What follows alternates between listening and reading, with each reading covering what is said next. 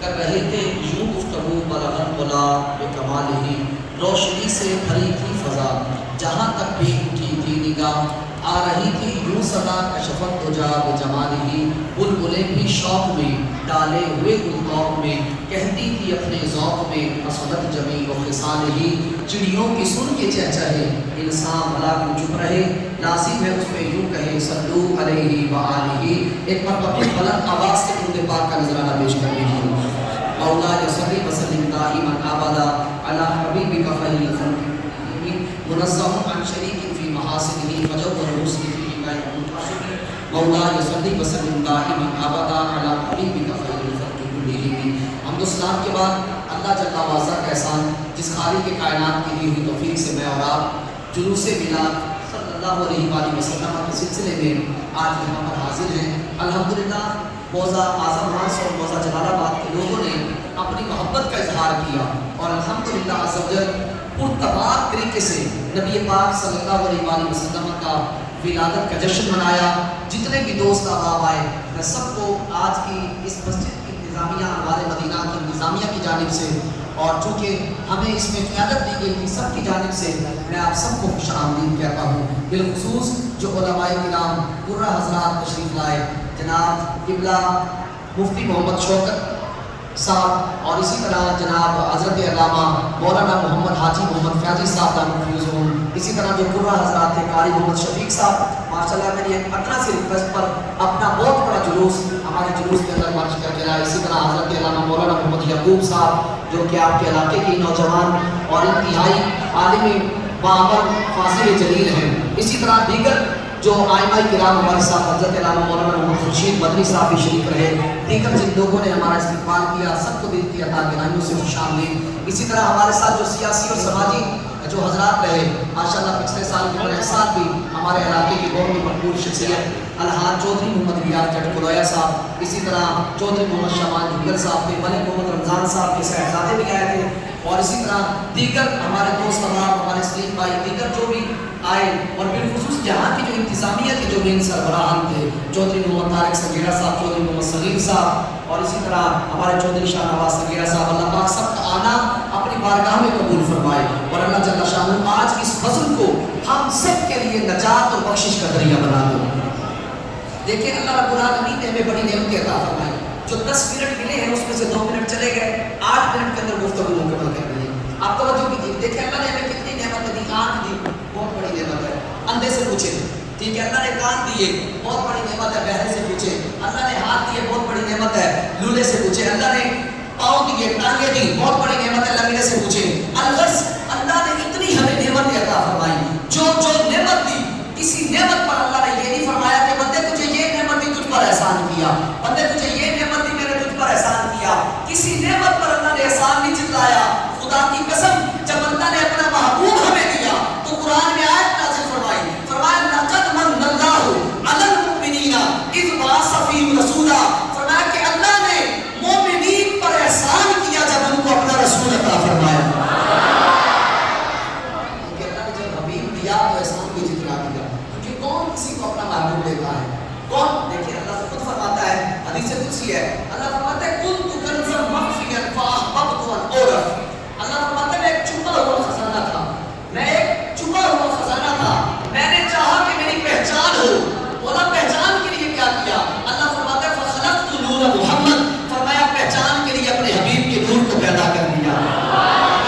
پیاری بات کی تھی، کہا بے حد نے عجب کام کیا حد کر دی، تنقیدیں گنجائش سبھی رد کر دی، خود کو چھپا رہا پردے میں، خود کو دکھانے کے لیے سامنے تصویر محمد کر دی۔ فرمایا انا مرآت جمال الحق، حضور فرماتے ہیں میں ہی جمال حق کا آئینہ ہوں۔ یہ اللہ نے محبوب کو یہ عظمت عطا فرمائی، تبھی جب اللہ نے اپنا محبوب دیا تو اللہ نے ایک احسان بھی جتلا دیا، مومنین پر احسان کیا اور بتا دیا اے میرے مومنو، اے میرے مومن بندو، میں نے اپنا حبیب تمہیں عطا فرما کر تم پر احسان کر دیا۔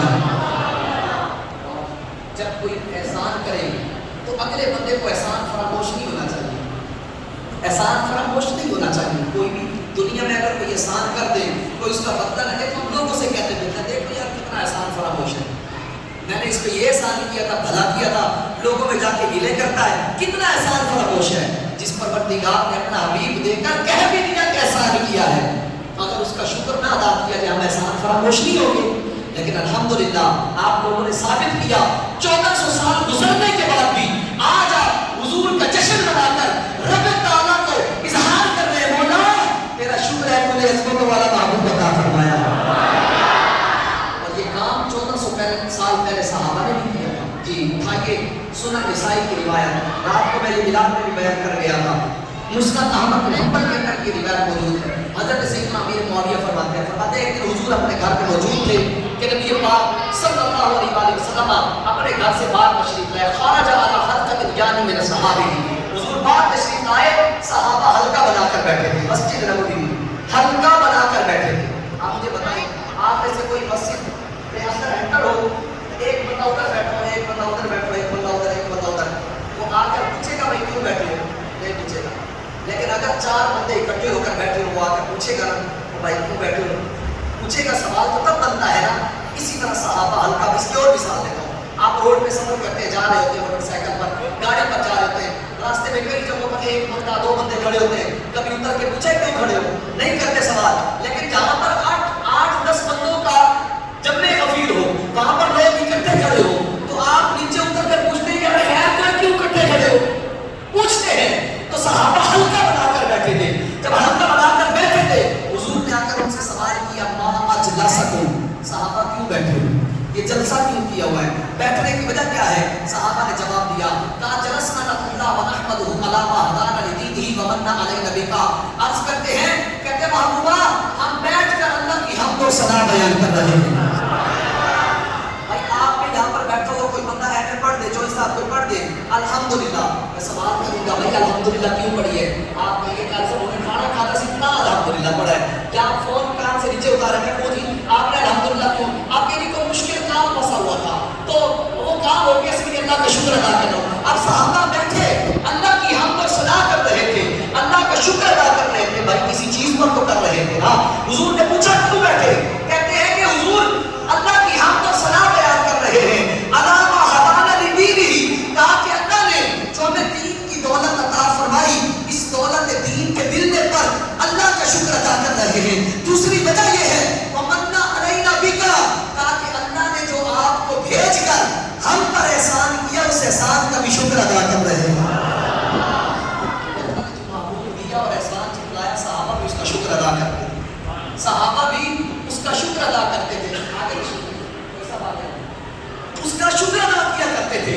یہ صحابہ نے ثابت کر دیا، صحابہ نے ثابت کر دیا کہ ہم وہ اللہ کے اس فرمان پر کہ اللہ نے جو محبوب ہمیں عطا فرما کے ہم پہ احسان کیا ہے، ہم اس احسان کا شکر ادا کرتے ہیں. بات ابھی ختم نہیں ہوئی، بات ابھی ختم نہیں، توجہ کیجیے گا. اب صحابہ نے بتا دیا حضور دولت دین کے ملنے پر آپ کی آمد پر اللہ کا شکر ادا کرنے، بات ختم ہو جانی چاہیے تھی. لیکن نبی پاک علیہ السلام نے صحابہ سے پوچھا اللہ ما اجلسکم الا ذلک. صحابہ کھاؤ قسم یہی کام کر رہے تھے، کھاؤ قسم یہی کام کر رہے تھے، میری آمد پر میرے ملنے پر اللہ کا شکر ادا کر رہے تھے، دولت دین کے ملنے پر اللہ کا شکر ادا کر رہے تھے. کھاؤ قسم. صحابہ نے کہا اللہ ما اجلسنا الا ذلک، حضور رب کی قسم ہم یہی کام کر رہے ہیں. اب صحابہ پر قسم تو نہیں لی، شک تو نہیں تھا صحابہ پر، پھر بھی قسم لے لی. لیکن نبی پاک علیہ السلام نے اس بات کو بھی ڈیزائن کیا، کھولا کہ کل کو کوئی 14ویں 15ویں صدی کا بندہ اٹھ کر یہ نہ کہنے لگ جائے حضور نے تو صحابہ بھی شاک سیتا تو نہ کرو قسمان نہ. حضور نے اس بات کو کھولا اور صحابہ کو وضاحت دی اور صحابہ سے فرمایا اما انی لم استحلفکم تہمۃ لکم. صحابہ تم سے قسم شک کی بنیاد پر نہیں لی، تم سے قسم اس لیے نہیں لی کہ تم پر شک ہے. سوچو پھر قسم کیوں نہیں کسی؟ نبی پاک اسلام فرماتے ہیں اتانی جبریل، کہا میں تو گھر میں بیٹھا تھا، میرے پاس طائر سدرا جبرائیل امین آئے اور آ کر فاخبرنی، انہوں نے مجھے خبر دی، کہا ان اللہ یباہی بکم الملائکہ، سوڑے ہو جاؤ جا کر دیکھو مسجد نبوی میں بیٹھ کر آپ کے صحابہ جو کام کر رہے ہیں اللہ اس کام سے خوش ہو کر فرشتوں میں فخر فرما رہا ہے. سبحان اللہ، فرشتوں میں فخر فرما رہا ہے. تو اس وقت صحابہ کے درمیان حضور موجود تھے، ظاہری حجاب کے ساتھ متصف تھے.